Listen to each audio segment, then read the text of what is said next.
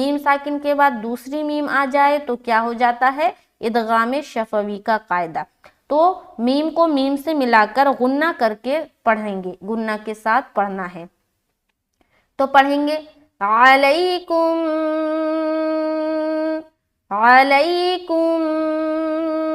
دیکھیے یہاں پر میم کے اوپر شد آ گیا تو ویسے بھی میم مشدد کا غنہ ہوگا، لیکن یہاں پر قاعدہ ذرا الگ ہے، کیونکہ غنہ تو بہرحال ابھی بھی کرنا ہے، اور اگر یہ میم نہیں ہوتا، صرف یہ شد والا میم ہوتا، تب بھی ہم غنہ کرتے.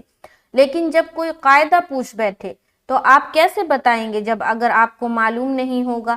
تو اسی لیے یہاں پر میں واضح کر رہی ہوں کہ میم ساکن کے بعد دوسری میم آ جائے تو ادغام شفوی کا قاعدہ ہوتا ہے، لہٰذا میم کو میم سے ملا کر غنہ کے ساتھ پڑھنا ہے.